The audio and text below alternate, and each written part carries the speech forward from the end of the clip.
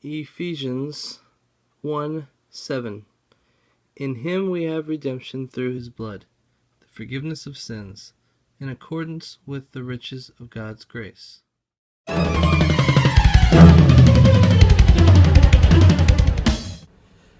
Good day, everybody. I was supposed to go to the beach today, but two different carpooling opportunities fell through. A third one didn't work out at all when I tried to see if I could pull something together. And I decided I didn't want to take the chance and drive my car all the way to Daytona, only to have it die or something and not work. Because that means, number one, I'd have to squeeze in with someone who already carpooled, probably. Or get someone from here to go all the way up there to get me. Major inconvenience.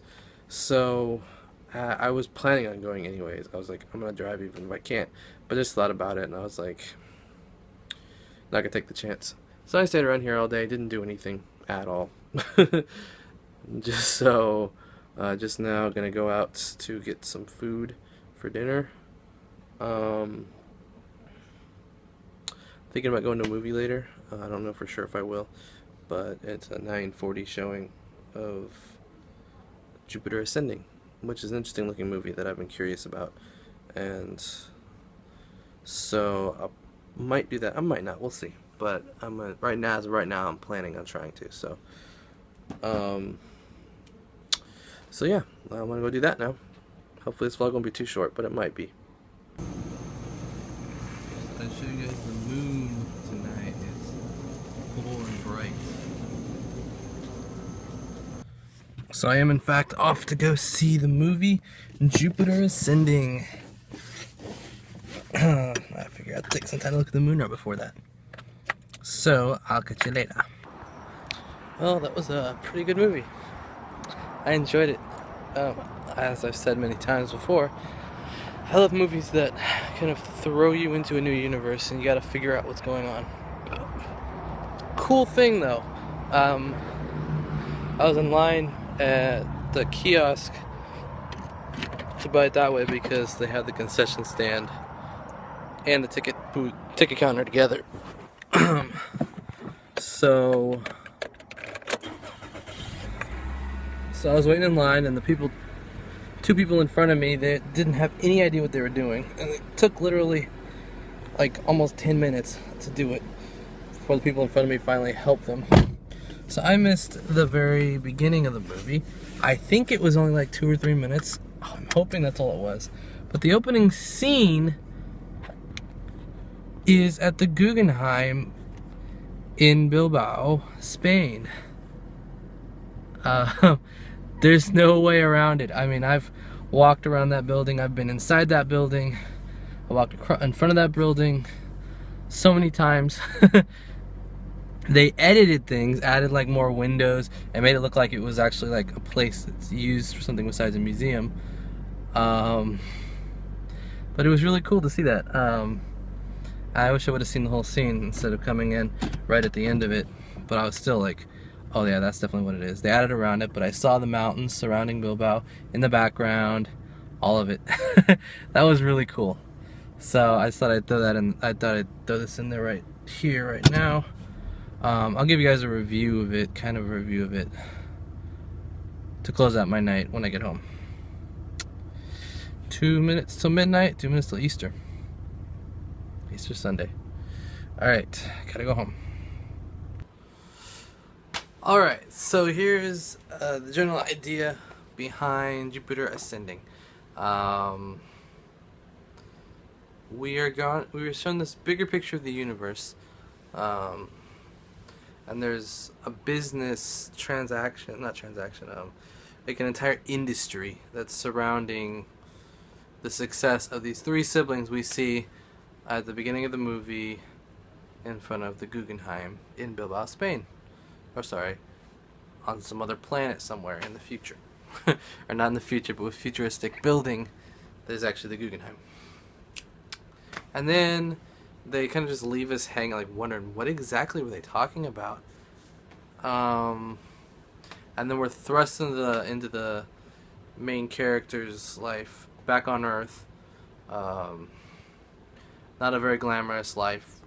Um, in fact, she says over and over the first lines in the movie, repeated over and over. They showed like a montage of like several days of her life, just to give you this idea of what it is. And she would say every morning, she'd say, "I hate my life."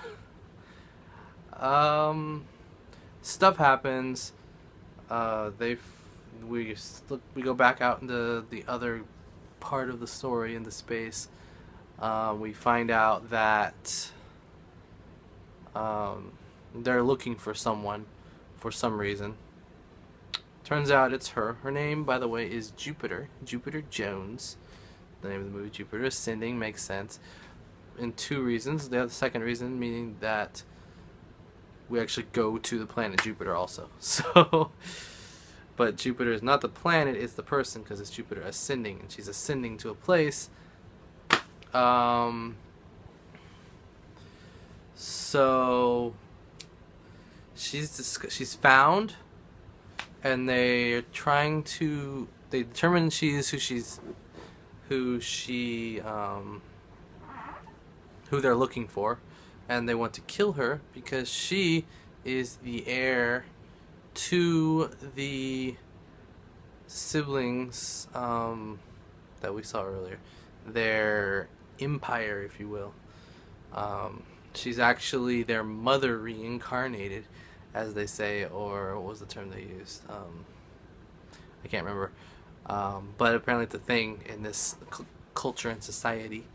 They said it's something similar. It was described as something similar to what you on Earth call reincarnation. So it's not exactly that, but it was weird. I don't know. It didn't explain it very well. As they did with a lot of things, left you kind of wondering. It doesn't sound like a very good explanation, but whatever. So she's about to be killed, and for the first of many times in this movie, the character played by Channing Tatum, Mr. I don't remember his name. They said it over and over, and I honestly can't remember his name. He comes in, he saves her, takes her away. He's supposed to take him back to the youngest brother of the three siblings.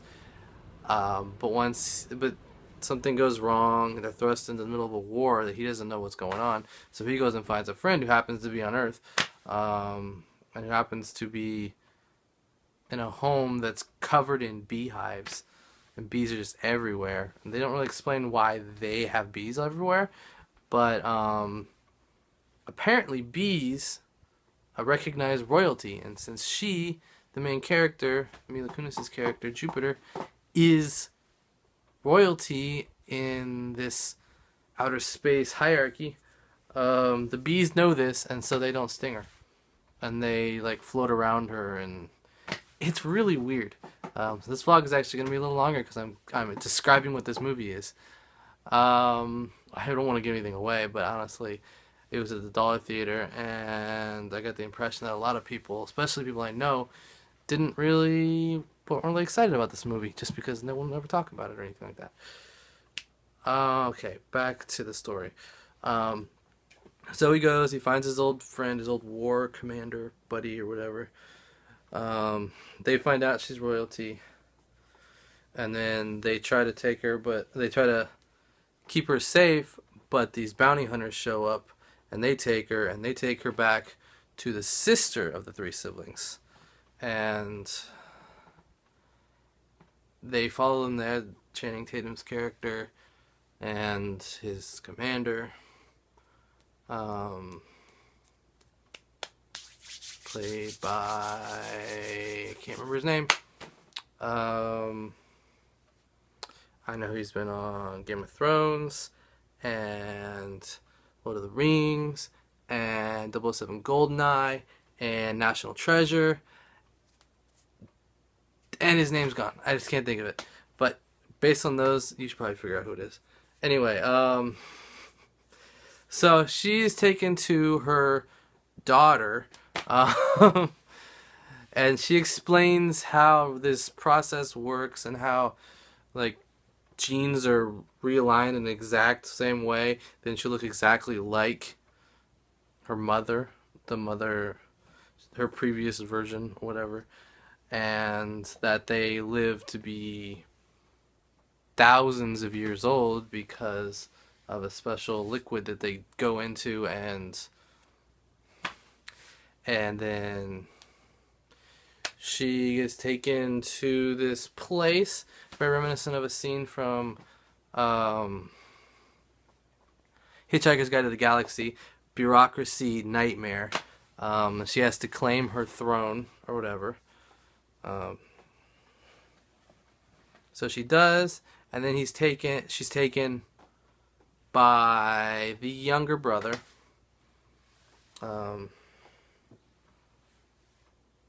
And he wants to marry her because then he will automatically get her inheritance. And so once she dies, he'll go from being the younger brother who gets a third of the thing to getting everything. And so that's his angle. They wind up saving her from that, and then going into another situation, she tries to go back home, but the older brother has kidnapped her family, so she has to go back and try to save her family, and he tries to get her to sign over control of Earth because Earth is her inheritance, and she refuses, says that he can never have Earth. The younger brother, before everything else, reveals that the liquid that causes them to stay young or to live so long is harvested from humans, and humans die to make this stuff. And so that's why they want to harvest Earth, take the humans, kill them all, and make the stuff, and then they get to live longer again. So that is the motivation.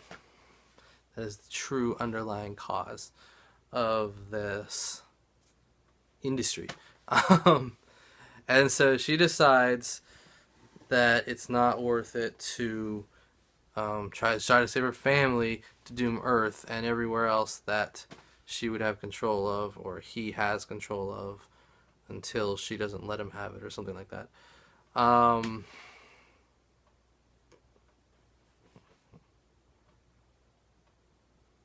Luckily, the Channing Tatum's character comes along, helps out, causes a chain reaction on Jupiter to cause the gaseous part of the planet to rise up and overtake the facility that they're in, and so just fire and explosions everywhere.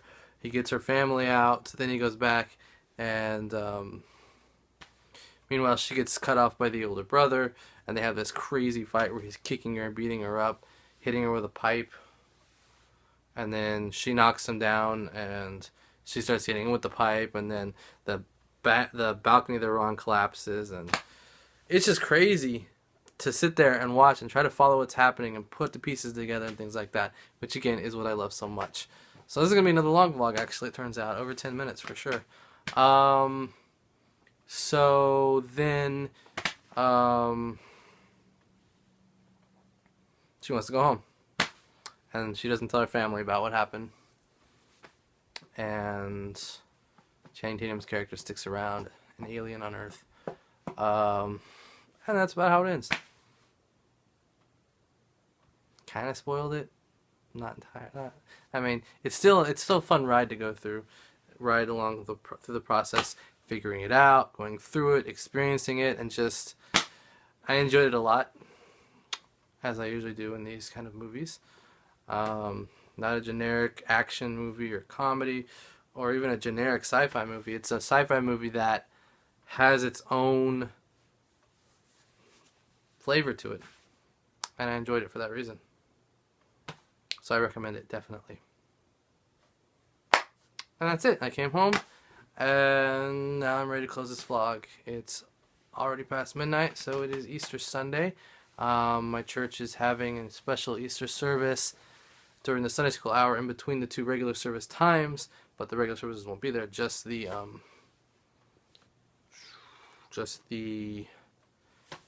combined service for Easter. So that's at 10 o'clock. So I gotta get up and get ready, make sure I get there and stuff like that. We're gonna have lunch as a family after that, and then there's a a luncheon at First Baptist for people from the drive that I'm going to go to. I think Heather's going to go to also. So, for Donnie, Abe, George, and me, good night, everybody. And I'll see you tomorrow. Bye.